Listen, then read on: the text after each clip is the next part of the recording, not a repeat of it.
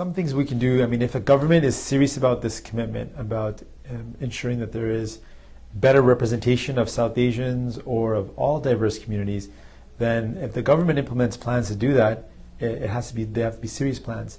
If they require that on a principle that their parties are inclusive and they encourage inclusive candidates. So for example, any political party, if they say we are serious about having a more representative body of elected politicians, then they should encourage their candidates should be representative of the community as well. So if they implement that policy and a procedure on a government level, we're more likely to see that. If existing politicians are to educate or to mentor people who are interested or promising or rising stars or those who have interest, then they would have a better sense of how to do it. How can they actually become a politician? If you are more politically involved, you're more likely to have exposure to how politics works, and then you would be more likely to engage in politics or even take the step to run for office. If you have no knowledge of how politics works, you'll be less comfortable, less familiar, and it would be discouraging then to get into politics. So the more the community is politically active, the more likely that same community or diverse communities will then become better represented in politics.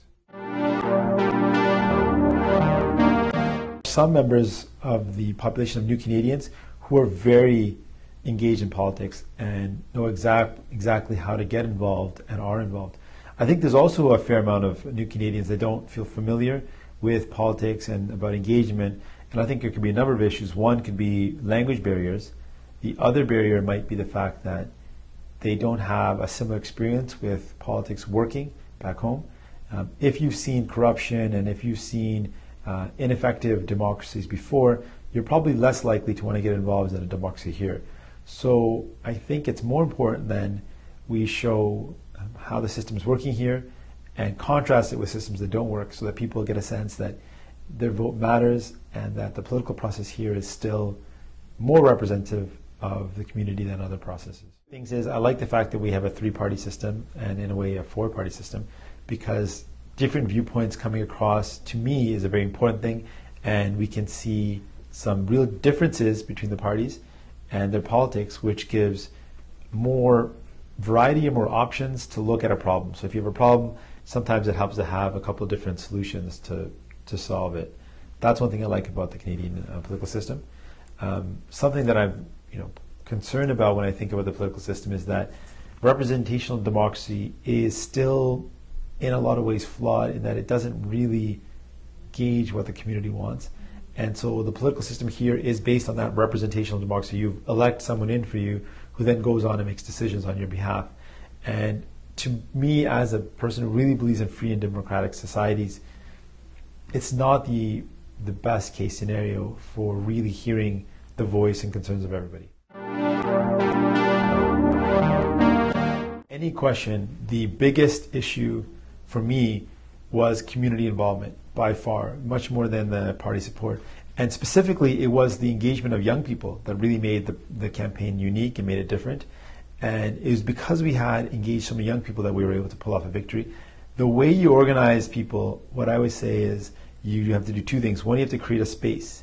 If you want to grow some vegetables or grow something in a garden, you actually need to have a garden, a space for it. Similarly, if you want to grow some issues in the riding, some consciousness, you have to have a space to do that. And so the first thing we did is we created a space in the campaign for young people, for unions, for working people, for seniors, for elders. We specifically created a space. And then once you create a space, the next issue is how do you organize that space? And I find that it's very powerful if you use, or if you ask young people to organize other young people, elders to organize other elders. They get along and understand their demographics better. So that's one of the things I believe in. One, create space. Two, have the demographic organize itself.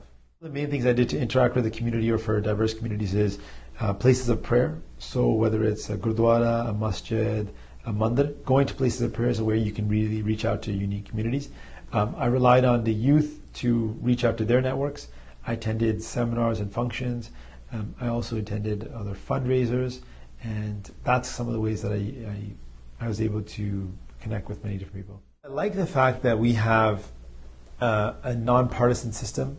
I think that one of the good things about that is you can work together and it doesn't need to be adversarial. You don't need to be attacking somebody and saying, oh, your party didn't do this, or you stand for this. Instead, you can work on an individual basis with a number of people and have councils elected that aren't affiliated with any party. At the same token, because there's no party, then it does definitely encourage those who are career politicians or people who have more fundraising or more money, because you don't have the backing of a party to kind of balance things out. I think our numbers are way too low, and I think we can go up from here. Compared to other communities, we're doing well in terms of our political engagement. We have a number of South Asians that are elected across Canada, but I think we can do better, and specifically we can do better when it comes to our outreach and to the way we work with the communities. First and foremost, the more we put into settlement services, so someone comes here from a new country, the more energy we put into helping them settle here, helping them to recognize their degree or their talents, the more we can ensure that people that do come here for to do the tasks and the skills that they're meant to do.